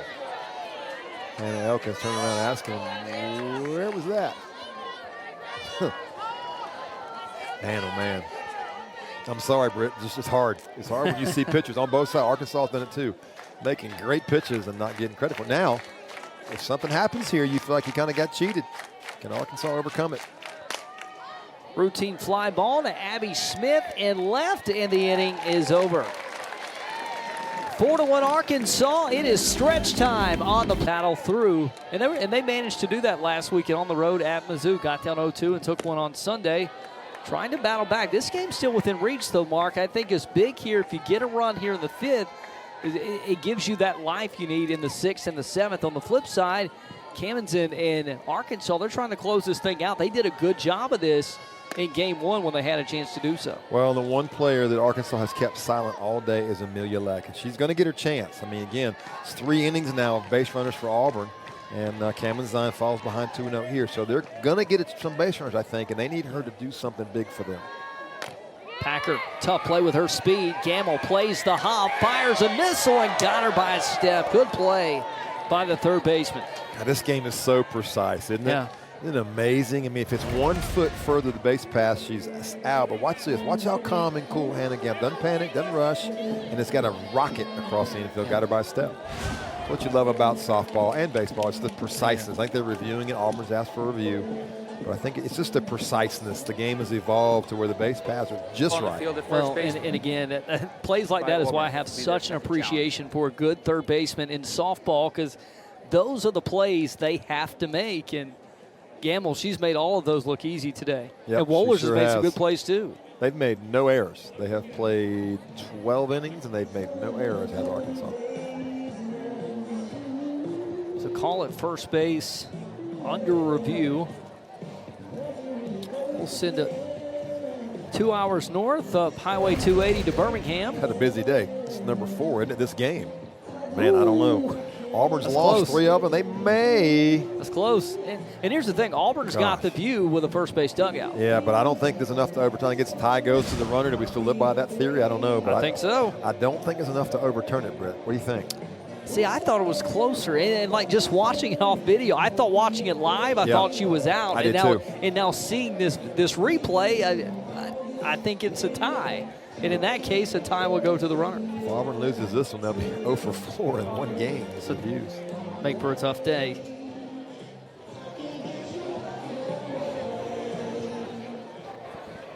After reviewing Birmingham, the ruling on the field is upheld, runner is out.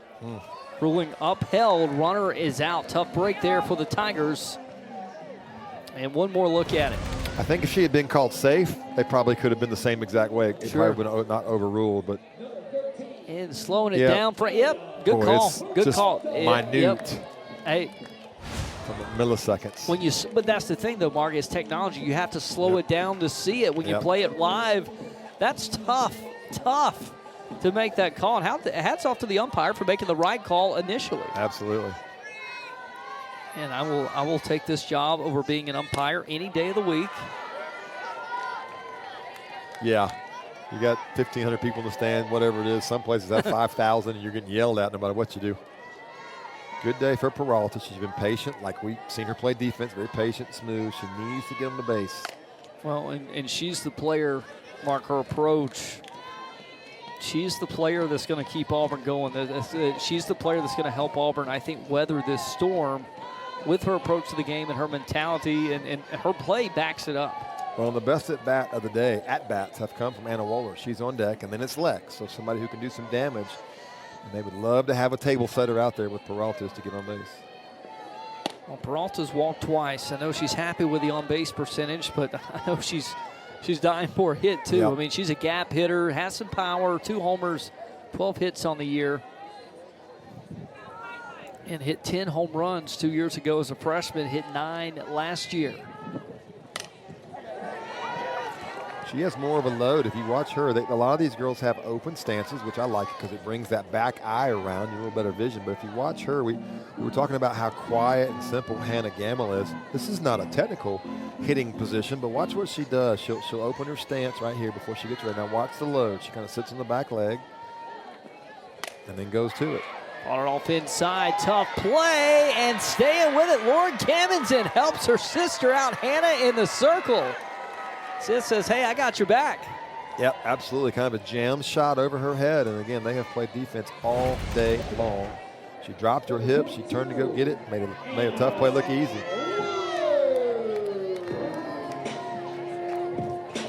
And actually, forgive me. I think that's a new shortstop for Arkansas. Apologies.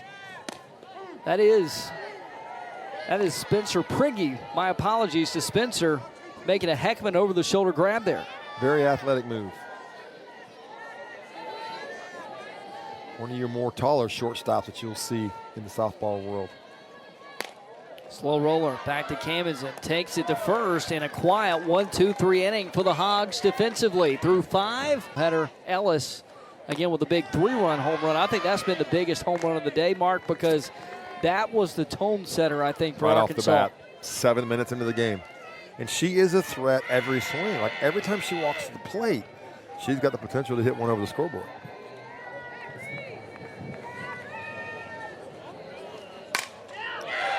Fly ball right center. Could be trouble. That ball's up and out of here. Just out of reach.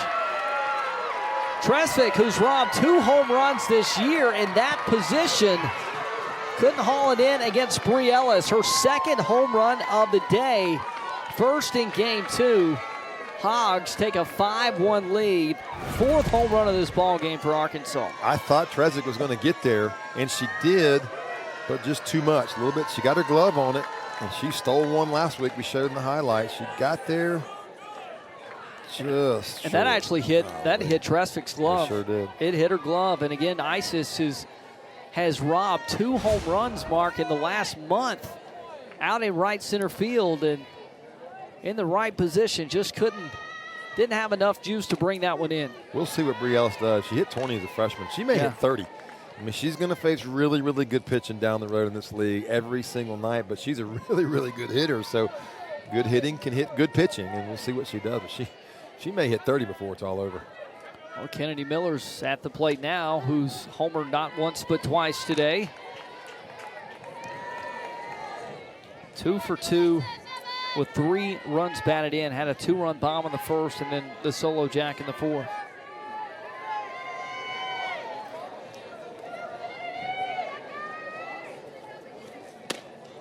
There's pressure on the pitching staff for 2 reasons. Number one, well, it's actually 3. Number one, you don't throw strikes. Yeah. And so it's just in your back of your head as a pitcher. Number 2, you don't play defense. And so you feel like every throw pitch I make, if it's hit, they're going to drop it. And then number 3, if the offense doesn't step up and help you, there's pressure. And that one right there may put this game away for Arkansas. It may have been put away anyway, but that sure doesn't help. You went exactly to where my brain was going. Is Arkansas in both games, they had a 3-1, 4-1 lead, and then they get late runs in the 6th inning, Mark. I mean, they did that in game 1. They scored 2 in the 6th. Now they get 1 here in the 6th in game 2, a 5-1 lead instead of a 6-1 lead. I mean, these 2 games are eerily similar, minus the amount of base runners that Auburn has had in game 2. Had a lot more in game 2 than they did in game 1. Well, and those late runs, like right there in the 6th and the home run by Ellis, they just kind of pop any air you had in your balloon if you're Auburn. It just kind of, that's it. You're kind of hanging in there 4-1, and then boom, 1 swing by Bree Ellis, and there goes the rest of the helium in the balloon.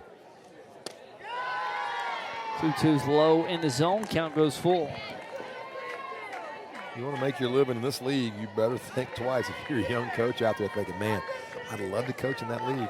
It looks really good right now for Coach Deichel in Arkansas. It's great when you got the talent. But it wasn't, that's right. But it wasn't great for her, and she's going to have some bumps this year. It's just too good of a league. But they are playing great today. Well, and you just nailed it. Even when you have the talent sometimes, Mark, it's still not fun because everybody has got talent to some degree in this league. Yeah. The question I have, and I don't know, is does Arkansas have the dominant pitching that's going to be able to win those 2-1 games when they match up against the elite from Florida, Tennessee, LSU, Georgia, on down the line? On line stock, she gave a pretty good impression today. Liner in center, Packer having to run forward, and it doesn't have the range. That ball died on her just on the edge of that AU logo in center. How about the game Kennedy Miller's having? 2 home runs. 3 for 3 day. Yeah. She's caught 13 innings now, 12 innings, and she's got 3 hits in this game with 2 bombs. And a hit in game 1. She's got 4 hits on the day. She's the hits leader right now for the Hogs, and only a freshman. She'll sleep pretty well tonight, but she's playing great at the moment. Well, and now 28 hits on the year. Only trails, I think, Reagan Johnson and Hannah Gamble. I know she's 0 for 2 in this one. I thought she had as impressive a game as anybody in game 1 of this doubleheader. And there's just nowhere to relax. I mean, you start off with Johnson that can fly, and then Kamazin's the league leader in average, and then you go with Ellis, Miller, Gamble, Kramer back to back to back. Well, and you get a home run out of your number 8 hitter, Halverson. I know you mentioned Arkansas, and I think Coach Deichel, I think that's a point they want to prove too. Is hey, and they've got to learn is can we pitch in those close games this year? And she kind of touched on that a bit to us this week, but the one thing they do have, and is going to give them a chance against anybody, is this lineup 1 through 9. Marcus, as you've said many, many times, there's just not any holes. Yeah, they're going to hit, and they're sure going to play defense down the road once they leave Auburn. Whether they get 3 wins or 2 wins or whatever happens here, they're going to hit for sure, and they're going to play defense. And I want to be clear, this pitching staff, more than capable. Yep. Absolutely and I'm more not than capable. questioning, really, I just don't know. Sure. I haven't done enough games in this league to know. There's another one. Gamble. Gives Smith room. Yep, on the warning track. Good swing by Gamble, got into a little bit, but that's all I'm saying. I'm not questioning her pitching at all. So Razorback fans hear me, it's not that. I just don't know. I haven't done enough in this league to know. I know what you're going to see in the SEC baseball, but in softball, I got to assume LSU being 23-0, they got some horses in their stable on the circle, the circle. Well, and here's the thing coming up. Here's what Arkansas's got. I mean, they got the 2 Bulldogs coming up. Mississippi State at home next weekend, and Mississippi State's playing great right now. I mean, they're a top 25 team, and then you get another top 10 team, top 5 team in Georgia in a couple weeks. Auburn just had Missouri last weekend. Then the Hogs play Missouri, so that's 3 really good teams. And you finish up with South Carolina, Alabama, LSU in April. That's not easy. And then you finish with Ole Miss in Fayetteville. Got to stay healthy, no doubt. If you're going to win this league and advance to Oklahoma City, that's the number one priority. You got to keep the horses healthy and keep them rested. And then number two, you got to pitch well. You have to pitch well. And that's the thing for Auburn down here, 5-1 in game 2. Arkansas is on the verge of taking this series 2-0. Kramer, foul territory, just out of reach for Anna Wohlers. But the thing about Auburn is that they've got to find a way to get one this weekend, especially tomorrow, because then Auburn goes on the road at Texas A&M. Aggies in Davis Diamond. 23-2. Not an easy place to play. Yeah. One of the best pitchers in the league. And then the Tennessee Lady Vols come to town, the defending SEC champions. So get a week off, and then you go to Baton Rouge. 1-2 all speed, blow it out, but have we seen a base steal today? We saw a double steal by Auburn in the first game. We haven't seen many from Arkansas. They haven't had to today. No, that's your good point. Reagan Johnson, one of the major base stealers in the lineup, just hadn't had to do it yet. 2-2 fly ball to right for Isis Tresson. With the shades and visor on, makes the catch for out number 2. And for the Tigers, here's what they'll be looking at ahead. They got Arkansas Sunday at Troy. That Troy team is pretty good. They're not bad. Hands full there. They're not bad at all. And then you go to Texas A&M. Tennessee comes to town after that. And then Stanford comes to Auburn on April 3rd. So, I mean, some really good tests. I mean, it doesn't get much tougher.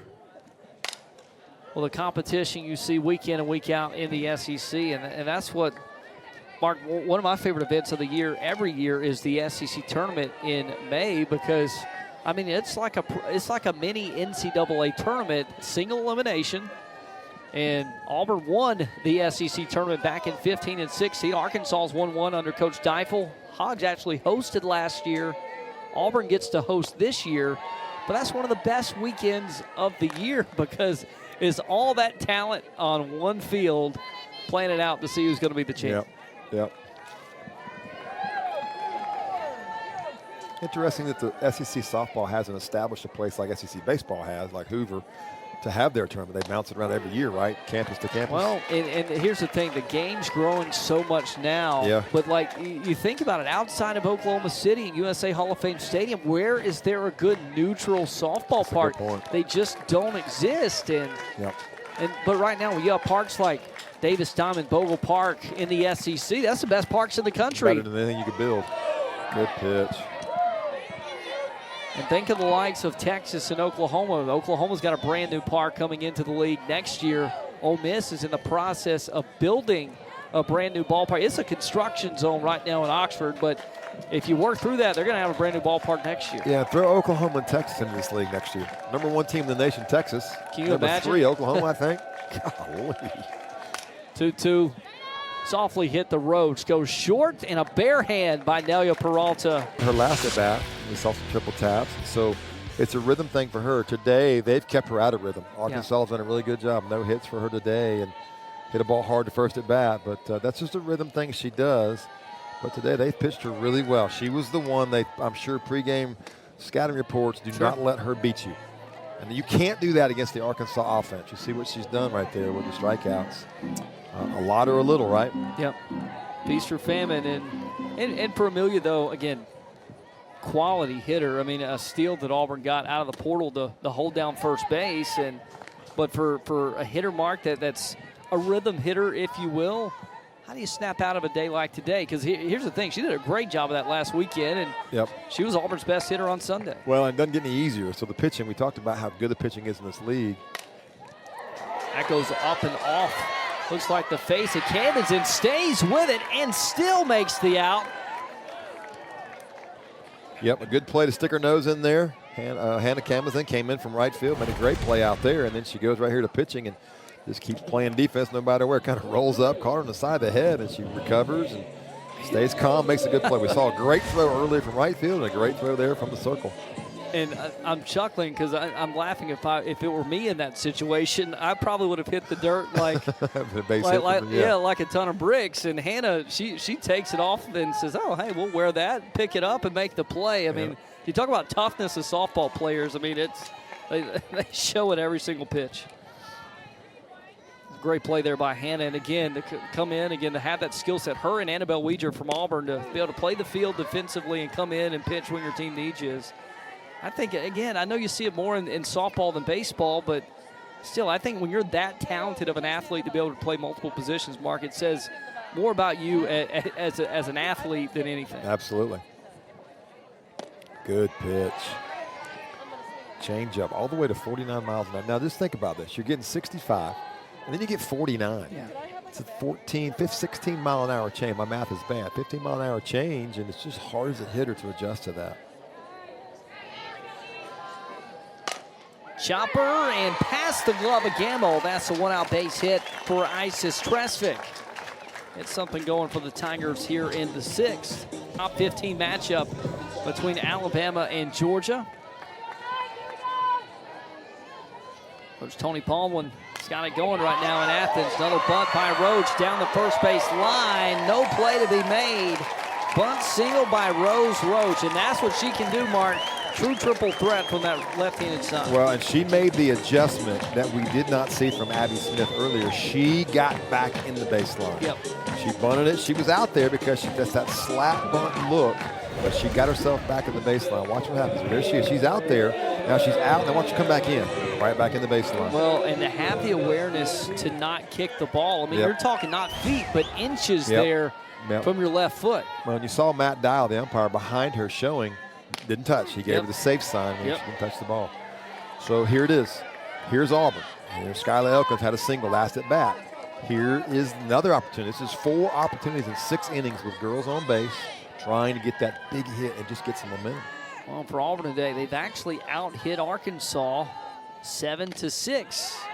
So an offered and tipped foul. Runners will have to return.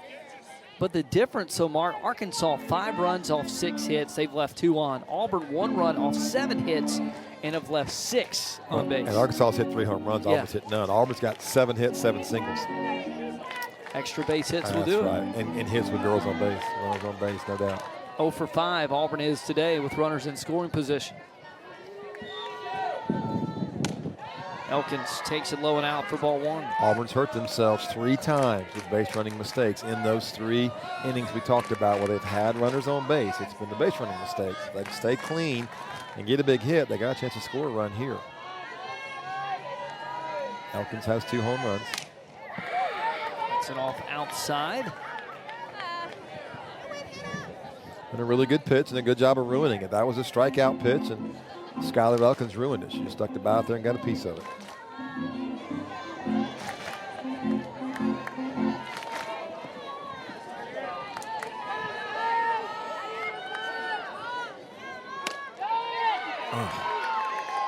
Golly, I don't know. Coach Deifel, first time I've seen her kind of go, huh?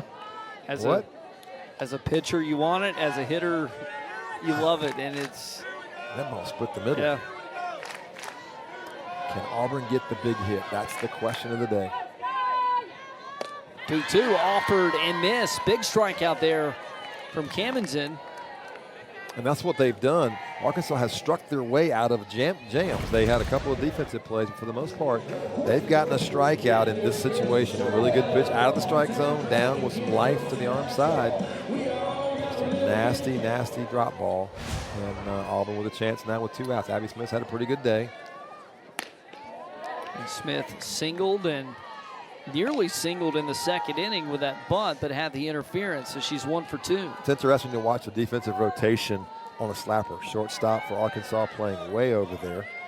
And she will break towards 3rd on the pitch. It's interesting. That's why it's so much fun, because there's so much more strategy. I know you guys think I'm just killing baseball. I've been doing it my whole life. It's so refreshing, but it's just the strategy. Here's a slapper. She's trying to poke it that way. So if you're playing third or you're playing short, you have to defend on that runner at 2nd base and get over there. 2nd baseman will break towards the bag at 2nd.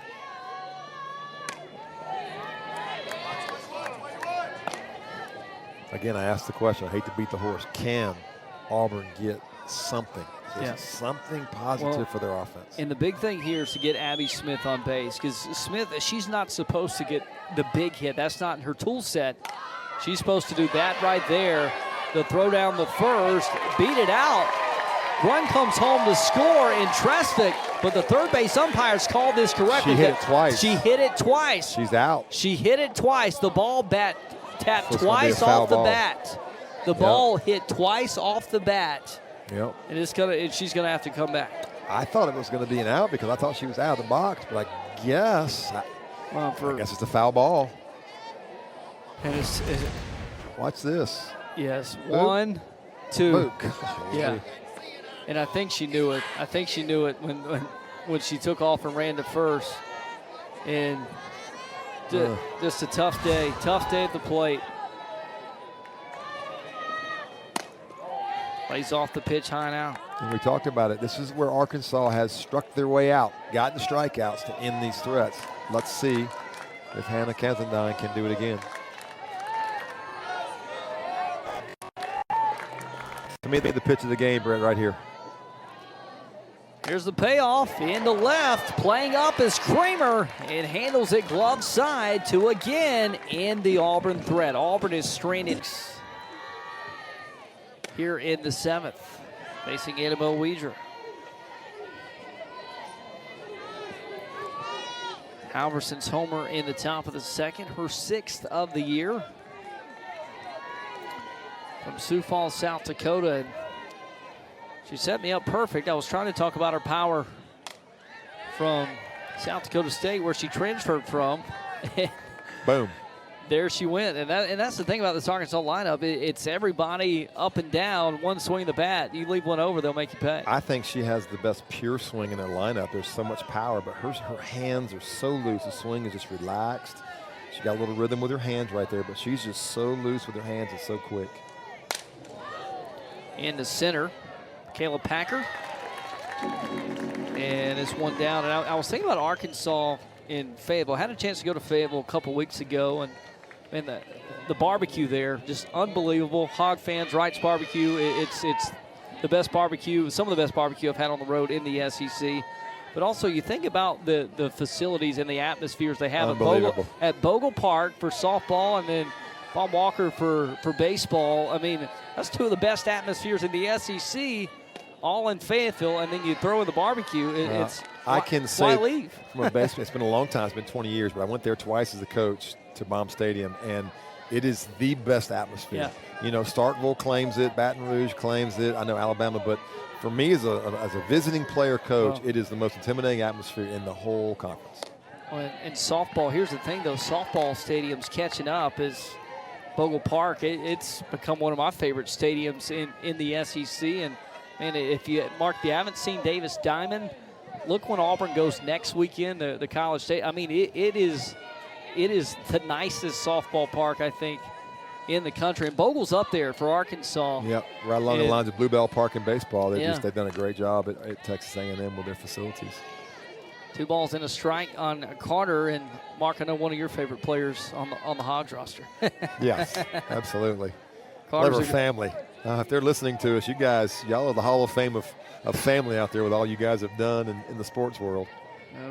Carter's played great this year, a 300 average, and that average is going to climb with a base hit. Her first of the day after reaching on an error in the 5th inning. Brings Arkansas's hit total to 7. Runner at first, only 1 out. Okay, I'm going to give him a stopwatch out here. I want to see if I can get a time. It may not even be possible. She may be faster than the watch. Miss Reagan Johnson on the ground ball anywhere. Yeah, Reagan, she can move out of that left-handed batter's box. I'm going to guess just over 3 seconds. Shows bunt. I think you're going to see it here if she can put one in play. An elite SEC baseball player, left-handed, is going to run 3.8 down the first base line. So we'll see.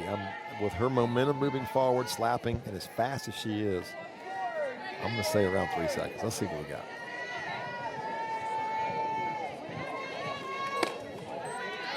Start the time about when you think the bat's going to get to the ball, and then stop the time when the foot hits the bag at first base. So. And I wish our friends at home could see us. Mark's holding his wristwatch here in I front. forgot my stopwatch. And I'm hearing the beeping Yes. through the headset. So if you're hearing it at home, that's what it is. It's not my alarm. It's trying to get her. 2-0 pitch. Oh, that was perfect. Come on. You can do it. Hard ground ball somewhere, Reagan. Reagan's been fun to watch, and she's put the ball in play all 3 times today in game 2. 2 ground outs and then a fly out to left. And she got the party started with a leadoff single in the first of game 1 earlier today. 2-1 in the air.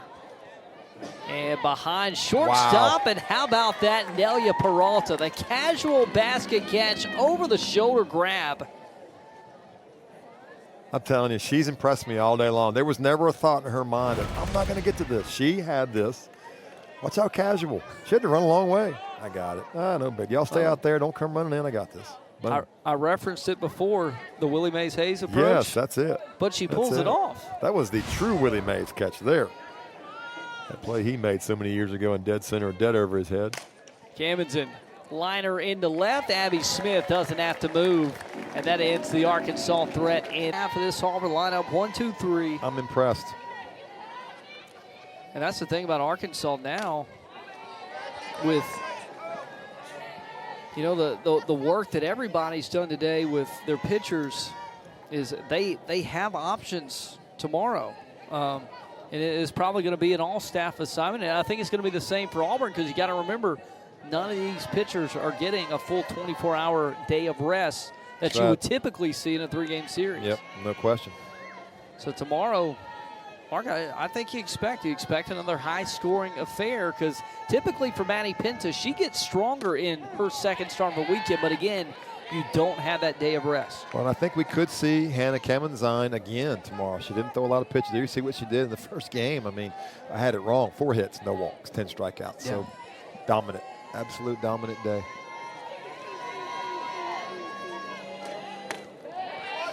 That's my question, as I've never seen it before, is the stuff the same? Yeah. Is the velocity the same? And the velocity can look the same, Britt, but it might not be the same. You know, the sharpness, the action. It can say the same 68 mile an hour, but it might be not quite the same effect on the hitter. 1-2's low and in. Will she have command? You know, is she fatigued? She threw almost 90 pitches, I think, in the first game. Not a hot day at all, but she's in great shape. But there's still some fatigue on the legs, I would think, and she's been sitting now for a couple of hours since that game ended. 2-2. McCreary rolls over. Well, I think you have a point about line stock. I mean, she's going to have, if she can close this out unscathed here in the 7th, she's going to have an argument for SEC Pitcher of the Week. McCreary, routine fly ball for Kramer. Good off-speed pitch there. Had McCreary out front, popped her up. In Arkansas, 2 outs away. So to give a brief closing thought, even though we aren't closing yet, will Arkansas's pitching hold up against the big timers? And is Auburn going to find that hitter to get them going and hit and score runs? That's the 2 questions. Arkansas moving forward, will their pitching be good enough against the best of the best? And is Auburn going to find that hitter that can just get in there? And we see 61 mile an hour fastball from Morgan. So just good stuff again in the second outing of the day.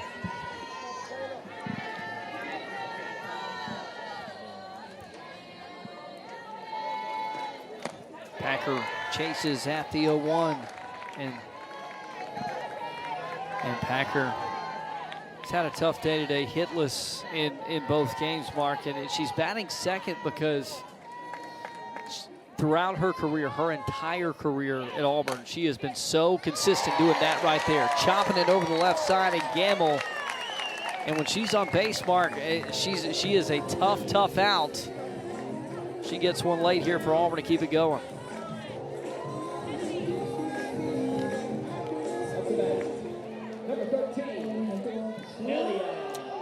See if Nelia Peralta can do something here. late in the game with 1 out and give the hitters behind her a chance. Wohlers had a pretty good day swinging the bat. And then you've got Leck over there, who has not had a great day, but she's 1 swing away from something good happening for her.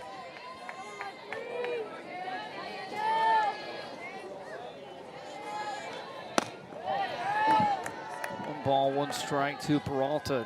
And her glove today has been as good as anybody's. I mean, Hannah Gambles might be the only player on the field that could challenge Peralta on the infield. The 1-1. Feinstock comes back with a strike, and it's 1-2. Nobody in that Arkansas bullpen tossing, so it's really her game to close out here. Nikki McGaffin is one of the pitchers that Coach talked to us about that could be used, hadn't been used a whole lot, and they've seen the other 2 today.